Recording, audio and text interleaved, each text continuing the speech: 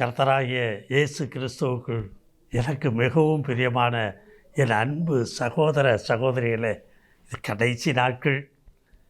வேதத்தினுடைய ரகசியங்களை சத்தியங்களை நீங்கள் அறிந்து கொள்ளணும்னு சொன்னால் பொறுமையாக இருந்து இந்த காரியங்களை எல்லாம் கேட்கணும், அறிந்து கொள்ளணும். அப்போ தான் உங்களுக்கு உங்கள் ஆத்மாவுக்கு ரொம்ப பிரயோஜனமாக இருக்கும். சரி, இந்த நாளில் ஒரு காரியத்தை குறித்து பார்க்க போகிறோம். ஒரு காரியத்தை மிகவும் தெளிவாக நீங்கள் இப்போ அறிந்து கொள்ள வேண்டியதாக இருக்கிறது. ஜீவ வாசல் வழியாய் உட்பிரவேசிக்கிற அனுபவம் நமக்கு அதிகமாக தேவையாக இருக்குது. ஜீவ வாசல்னால் என்ன? அந்த ஜீவ வாசலுக்குள்ளே எப்படி பிரவேசிக்கிறீர்கள், அதை எப்படி கண்டுகொண்டீர்கள், இதெல்லாம் அறிந்து கொள்ள தெரியணும். சும்மா வேதத்தை வாய்ச்சோம், மூடி வச்சோம், அல்லது சர்ச்சுக்கு போயிட்டு வந்தோம், ஆராதனையில் கலந்துக்கிட்டோம், அல்லது பெரிய பெரிய கூட்டங்களுக்கு போயிட்டு வந்தோம், இது பெரிய காரியம் இல்லை. இதெல்லாம் எதுக்கு செய்கிறீங்க அப்படின்னா, அந்த ஜீவனுக்கு போகிற வாசலை அறிந்தவர்களாய் தெரிந்தவர்களாய் அது எல்லாவற்றுக்கும் மேலாக அதில் உள்ள பிரவேசிக்கிற அனுபவம், அதில் கடந்து போய்கிட்டு இருக்கிற அனுபவம் உங்களுக்குள்ளே இருக்கணும். அது எப்படின்னு பார்க்க போகிறோம். வேதத்தில் மத்தேயு எழுதின சுவிசேஷம் 7:13 பார்த்தீங்கன்னா இந்த வசனத்தை குறித்து பார்க்கிறோம். இடுக்கமான வாசல் வழியாய் உட்பிரவேசியுங்கள். இடுக்கமான வாசலாக அது, அதில் நீங்கள் தான் உட்பிரவேசிக்கணும்.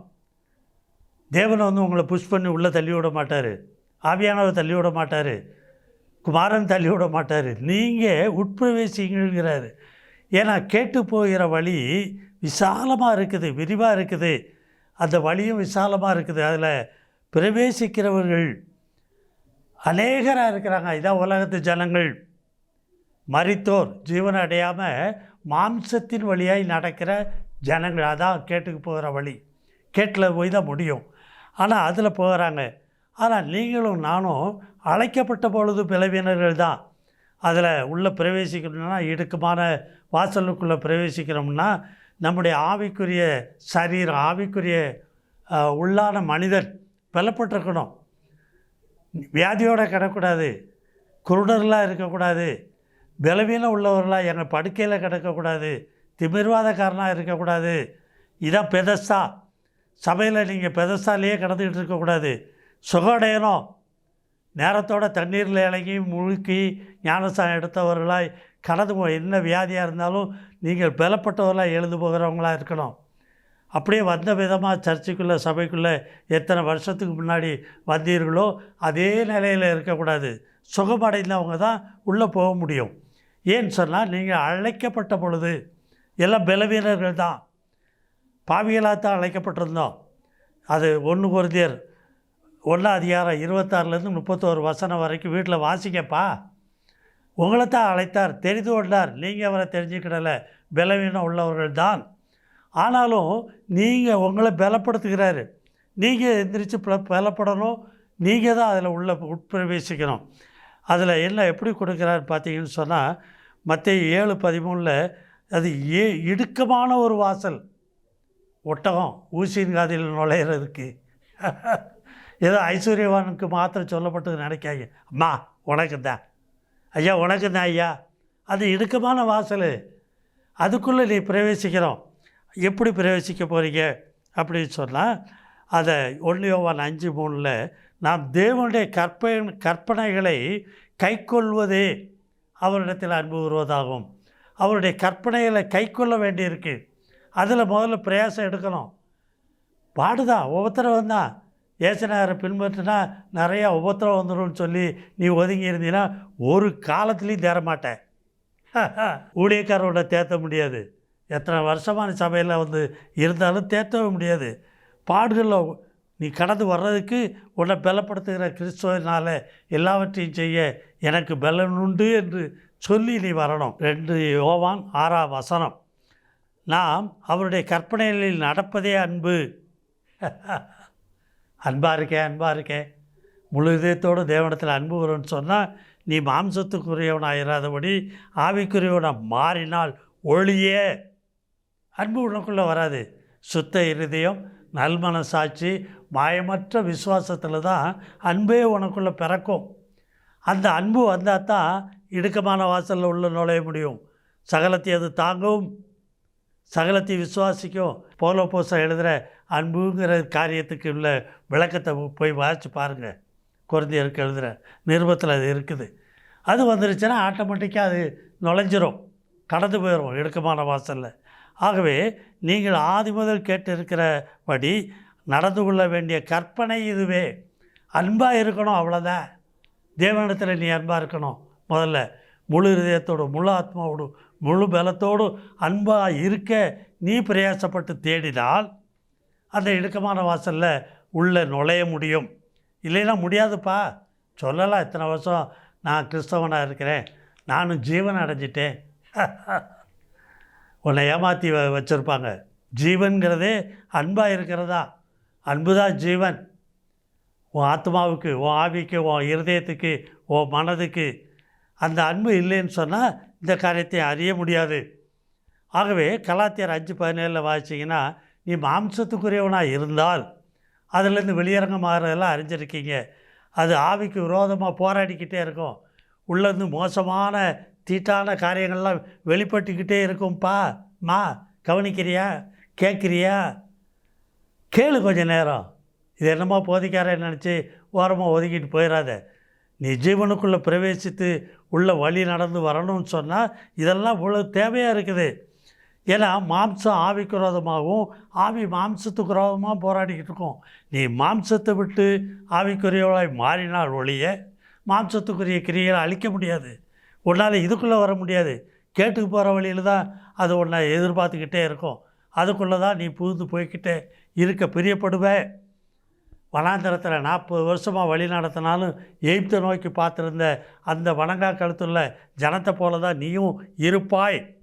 மனம் திரும்பு, தெளிவாக சொல்கிறாரு. அதனால தான் நாம் இச்சிக்கிறவர்களையே செய்துக்கிட்டு இருப்போம். சரி, யோவான் 10ஆம் அதிகாரத்தில் 9ஆம் வசனத்தில் அது என்ன சொல்கிறாருன்னா, நானே வாசல். ஹலோ, வேறு வாசல், அவர் தான் வாசல். வாசல்கள் கிடையாது. அதான் இடுக்கமான வாசல், கிறிஸ்துவுக்குள்ளே நுழையிறது. ஹலோ, கிறிஸ்துவுக்குள்ளாகிறது. ஒருவன் கிறிஸ்துவுக்குள் இருந்தால் தான் பலப்பட முடியும். வெளியே இருந்து பார்த்துக்கிட்டு அப்படியே காட்டு அத்தி மரத்தில் இருந்து ஏசு எப்படிப்பட்டவரோன்னு பார்த்த சக்கையை போல இருக்கக்கூடாது. சீக்கிரமாக இறங்கு. அந்த காட்டு அத்தி மரம் உன் பாவ சரீரம் மாம்ச இச்சைகளை உண்டு பண்ணிக்கிட்டு இருக்கோம். அதை விட்டு தூரமாக வா, கிறிஸ்துவை பின்பற்று. இதுக்கு பிரியமில்லைன்னா நீ மார்க்கத்தானா வர முடியாது. கிறிஸ்துவை பின்பற்றுகிற மார்க்கத்தானா, மதத்தானா இருப்ப, மதத்தில் இருப்ப. கிறிஸ்துவ மதம் உன்னை ரட்சிக்காது. நீ செல்கிற ஆலயம் உன்னை ரட்சிக்காது. போதகர்கள் உன்னை ரட்சிக்க முடியாது. கிறிஸ்து என்ற போதகருக்கு பின்னால் வரணும். அவங்க அவரை வெளிப்படுத்தி கொடுக்கணும். அவர் தான் உன் ஆத்மாவுக்கு கண்காணி, அவர் தான் உன் ஆத்மாவின் மேய்ப்பர். சரி, யோவான் 10:9 சொல்கிறாரு, நானே வாசல், என் வழியாய். ஹலோ, அவருடைய போதனை, அவர் வழியாய் ஒருவன் உள் பிரவேசித்தால், உள்ளே போகணும், பிரவேசித்தால் அவன் ரட்சிக்கப்படுவான். காது கொடுத்து கேட்குறீங்களாப்பா? ஏதோ சபையில் வந்தேன், ஞானஸ்தானம் வாங்கிட்டேன், நான் ரட்சிக்கப்பட்டுட்டேன். என்கிட்டே வந்து கூட ஒரு ஆள் கேட்டார், ஐயா நீங்கள் ரட்சிக்கப்பட்டீங்களா? இதெல்லாமா பேசுகிறீங்களே. ஏசுநாட்டியே கேட்டாங்கப்பா, என்ன கேட்குறது பெரிய காரியமே இல்லை. ஆனால் வேதம் தெளிவாக சொல்கிறது, ஒரு உட்பிரவேசித்தால் அவருக்கு உள்ள, இதெல்லாம் வேதத்தில் நிறையா இருக்குது, கற்றுக்கொள்ள தெரியணும். அவன் ரட்சிக்கப்படுவான், காப்பாற்றப்படுவான். கேட்டிலிருந்து, மரணத்திலிருந்து, ஹலோ, அநீதியிலிருந்து உன்னை நீதிமானாக்கிறவர், பரிசுத்தமாக்குகிறவர், அவருக்குள்ளே நீ இருக்கணும். அவருடைய கைக்குள்ளே அடங்கியிருக்க தெரியணும். ரட்சிக்கப்படுவான். அவன் உள்ளும் புறமும் சென்று மேய்ச்சலை கண்டடைவான். உள்ளும், உள்ளான மனுஷனில், ஆத்மாவில், ஆவியில், இருதயத்தில், மனதில் மேய்ச்சல், ஆகாரம், புஷ்டி ஆயிடுவான். காண்டாமிருகத்துக்கு ஒப்பான வெள்ளம் அவனுக்குள்ளே வந்துடும். அவர் மான்களைப் போல் அந்த கால்களையெல்லாம் திடப்படுத்துகிறாரு. இல்லை, அதிகமாக நீங்கள் பார்க்கலாம், வல்லமை உனக்கு கிடைக்கும். அவங்க தான் இடுக்கமான வாசலில் உள்ளே நுழைய முடியும். வேதத்தில் சொல்கிறார், யோவான் 1ஆம் அதிகாரம் 14ஆம் வசனத்தில், அந்த வார்த்தை மாம்சமாகி நமக்குள்ளே வாசம் பண்ணினார். நமக்குள்ளே, ஓ ஆத்மாவில், ஓ ஆவியில், ஓ இருதயத்தில், ஓ மனதில் வந்து வாசம் பண்ணுகிறார். நீ அறியணும், தெரியணும், அதுக்கு இடம் கொடுக்கணும். வாசற்படி அண்டையில் நின்று நான் கதவை தட்டுகிறேன். எவ்வளவு நாளைக்கு தான் கதவை தட்டிக்கிட்டே இருப்பார்.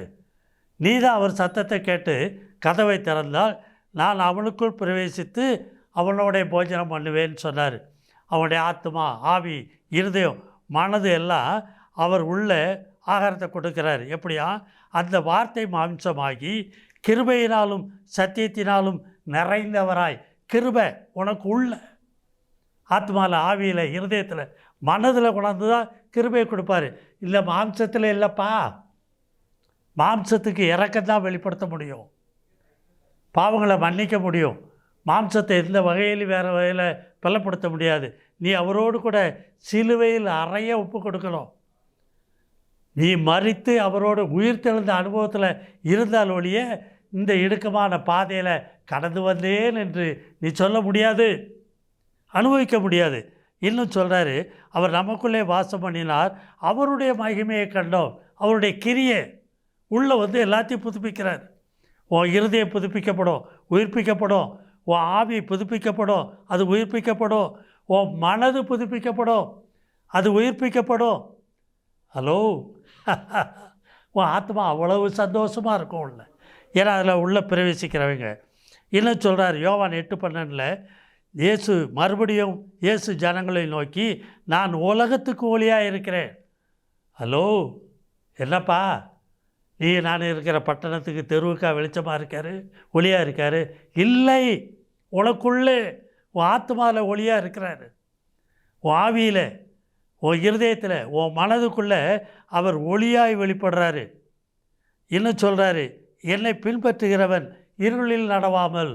உன் ஆத்மா இருளில் நடக்காது, உன் ஆவி இருளில் நடக்காது. இதான் ஜீவ வழி, இதான் ஜீவ வாசல். நீ உள்ளே பிரவேசித்த அப்படின்னு சொன்னால் ஒளியின் பிள்ளையாக இருப்ப, இருளின் பிள்ளையாக இருக்கவே மாட்ட. என்னப்பா கேட்குறியா? காது கொடுத்து கேட்குறியா? தேடு, இது ஒன்றும் பெரிய காரியம் இல்லை, அவர் உனக்கு தருவார். யோவான் 17:19 வாசிப்பீர்களானால், அவர்களும் சத்தியத்தினாலே பரிசுத்தமாக ஆக்கப்பட்டவர்களாகும்படிக்கு நான் என்னைத்தானே பரிசுத்தமாக்குகிறேன். அவர் சத்தியத்தை கீழ்ப்படித்திருந்தார் பூமியில், அதை நிறைவேற்றி முடித்துதான் சத்தியவான் எவனும் என் சத்தம் கேட்கிறான். தன் கிரியைகளெல்லாம் தேவனுக்கு முன்பாக செய்யப்படுகிறது என்று அறியும்படிக்கு, தெரியும்படிக்கு இந்த ஒளியின் இடத்தில், இயேசு கிறிஸ்துவ இடத்துல ஜீவ ஒளிக்குள்ளே அவன் வருகிறான்னு சொன்னார். கொஞ்சம் ஆழமாக தெரியும், புரிந்து கொள்ள முடியும். மறுபடியுமா இந்த செய்தியை போட்டு கேளுப்பா. என்னுடைய யூடியூப் சேனலில் இதை நீங்கள் அதிகமாக அறிந்து கொள்ள முடியும். இதே தான் பிலாத்துக்கு முன்னால் சொன்னார், சத்தியத்தை குறித்து நான் சாட்சி கொடுக்க வந்தேன், நான் அதுக்கு தான் பிறந்தேன். உள்ளே வந்து சத்தியத்தை போதிப்பார். இதான் ஜீவ மார்க்கம், இதான் ஜீவனுக்கு போகிற வழிக்குள்ளே வந்தவர்கள் அனுபவிக்கிற அனுபவம். இதற்காகவே இந்த உலகத்தில் வந்தேன். சத்தியவான் எவனும், சத்தியவான் என்று சொன்னால் ஜீவனுக்குள் பிரவேசித்திருக்கிற எவனும், அவன் தான் அந்த சத்தியத்தை அறிய முடியுது. என் சத்தம் கேட்கிறான். உள்ள கர்த்தருடைய சத்தத்தை கேட்டுக்கிட்டே இருப்பான். என் வாழ்க்கையில் கண்டதையும் கேட்டதையும் தொட்டு அறிஞ்சு ருசி பார்த்துக்கிட்டு இருக்கிறதான் உன் மத்தியில் இன்றைக்கி சொல்லிக்கிட்டு இருக்கிறேன். யாக்கோபு நிறுவனம் 4:4 பார்த்தீங்கன்னா, உலக சிநேகத்துக்காரர் எப்படி கூப்பிட்றாரு பார்த்தீங்கன்னா, விபச்சாரக்காரரே, விவசாயிகளேன்னு கூப்பிட்றாரு. எப்படி கூப்பிட்றாருன்னா, உலக சிநேகிதம். உலக பொருளுக்கும் தேவனுக்கும் ஊழியம் செய்ய முடியாது ஒன்றை ஒப்பு கொடுத்து தேடினீங்கன்னா இதுக்குள்ளே வர முடியும். அவங்களத்தான் விபச்சாரரேங்கிறார். தேவனுக்கு மனவாட்டியாக இருக்க வேண்டி இருக்குது, அதை விட்டு உலக சிநேகிதங்களாக இருக்க முடியாது. அதான் அந்த வழியை சொல்கிறார் ரோமர் 7:24. நிர்பந்தமான பாவ மனுஷன் நான் நன்மை செய்ய நினைச்சாலும் என்னால் செய்ய முடியல, பாவ பிரமாணம் என்னை பிடிச்சிரு, யார் என்னை விடுதலையாக்குவார்? இயேசு கிறிஸ்து விடுதலையாக்க காத்து கொண்டே இருக்கிறார். இன்னும் சொல்கிறாரு லூக்கா 16:13, 2 எஜமான்களுக்கு ஊழியம் செய்ய ஒருவனாலேயும் கூடாது. ஒருவனை பகைத்து மற்றவனை சிநேகிப்பான், அல்லது ஒருவனை பின்பற்றி கொண்டு மற்றவனை அசட்டை பண்ணுவான். என்ன சொல்கிறாரா? தேவனுக்கும் உலக பொருளுக்கும் ஊழியம் செய்ய உங்களாலே கூடாது. முதல்ல அதை சரி பண்ணு. உலக பொருளை ஊழியம் செய்கிறதுக்கு அவன் சரீரங்களை ஒப்பு கொடுத்தா ஜீவனுக்குள்ளே நீ பிரவேசிக்க முடியாது. ஜீவ வாசல் இடுக்கமான வாசல். நீ இவரை பகைச்சிருவ. இவரால் உனக்கு எந்த உதவியும் கிடைக்காது, உன்னை பலப்படுத்த முடியாது. ஆகவே தான் சொன்னேன் எபிரேயர் 10:19 நாம் பரிசுத்த ஸ்தலத்தில் பிரவேசிப்பதற்கு, ஜீவனுக்குள் பிரவேசித்து போகிறதுக்கு இயேசுவானவர் தமது மாம்சமாகிய திரையின் வழியாய் புதிதும் ஜீவனுமான மார்க்கத்தை நமக்கு உண்டு பண்ணி இருக்கிறார். ஆகவே நீங்கள் அதுக்குள்ளே கடந்து போகணும்னு சொல்கிறார். ஆனால் இதை கண்டுபிடிக்கிறவன் சில தான். இனி மாம்சத்தில் பாடுபடுகிறவன் மாம்சத்தில் இருக்கும் காலம் வரைக்கும் மனுஷனுடைய இச்சையின்படி பிழையாமல் தேவனுடைய சித்தத்தின்படி பிழைக்கத்தக்கதாய் பாவங்களை விட்டு ஓய்ந்திருப்பான். ஹலோ, ஜீவனுக்குள்ளே பிரவேசினான். பாவங்களை விட்டு ஓய்ந்து இருக்கிறது. மறுபடியும் பாவத்துக்குள்ளே போய் நிற்கிறது இல்லை. வளர்ந்துக்கிட்டே இருப்பீங்க. நான் வரப்போகிற காலத்தில் இதை குறித்து சொல்கிறேன். எப்படி ஒரு மனுஷன் சீவனுக்குள்ளே வாரான், எப்படி பரம எருசலேமை தனக்குள்ளே காண்கிறான்னு சொல்லி. ஆகவே இந்த நாளிலே கேட்ட சத்தியத்தை குறித்து கவனமாக இருங்க. ஜீவனுக்கு போகிற வாசல் மிகவும் இடுக்கமாக இருக்குது. அந்த வாசல் வழியை உட்பிரவேசியங்கள். இதை கண்டுபிடிக்கிறவர்களே சிலர் சொன்னார். கலங்காத, திகையாத, போடுன்னு என்னத்தையோ செய்தியை கொடுத்துட்டு போகிறான்னு நினைக்காத. இது நீ கண்டு விட்டாதான் நீ ரட்சிப்பின் அனுபவத்துக்குள்ளே பூரணப்படுத்த முடியும். விசுவாசிகளான பொழுது ரட்சிப்பு சமீபமாச்சு. ஆனால் இப்போது ரட்சிப்பை பூரணப்படுத்தணும்னு சொன்னால் ஜீவனுக்குள் அந்த வாசலில் பிரவேசித்து உள்ள கடந்து போக போக வெளிச்சம் ஒளி அதிகமாகும். ஆசீர்வாதமாக இருப்பேன். இப்போது நீ உலகத்தை தேடுற எல்லா குறையிலையும் கர்த்தர் மாற்றி போடுவார். ஜெபம் பண்ணுவோமா? பரிசுத்தமுள்ள நல்ல பிதாவே, இந்த வேலைக்காயுமை துதிக்கிற ஸ்தோத்தரிக்கிறப்பா. தேவன் இந்த நாளிலும் ஜீவனுக்கு போகிற வாசல் எவ்வளவு இடுக்கமாக இருக்கிறது அப்பா. அதற்குள் நாங்கள் பிரவேசிக்க வேண்டும் என்று சொல்லி தேவன் எங்களுக்கு வெளிப்படுத்தின காரியங்களுக்காய் நன்றி அப்பா. நானே வாசல் என்று சொன்னீரப்பா. ஒருவன் எனக்குள் பிரவேசித்தால் அவன் உள்ளும் புறமும் நல்ல மேய்ச்சலை கண்டடைவான் என்று சொன்ன அந்த வார்த்தையின்படியே நாங்கள் உமக்குள் பிரவேசித்து வாழ்கிற வாழ்க்கையில் இல்லை அதிகமாய் பலப்பட உதவிச்சு. ஆசீர்வதியும் கேட்ட பிள்ளைகளை இல்லை அதிகமாய் பலப்படுத்துப்பா. ஆசீர்வதியும் அவள் இருதயங்களே காணப்படுகிற எல்லா உபத்திரவங்கள், வேதனைகள், துன்பங்கள், வியாதிகள் எதுவாக இருந்தால் எல்லாவற்றிலிருந்து விடுதலை கட்டளையிடும்.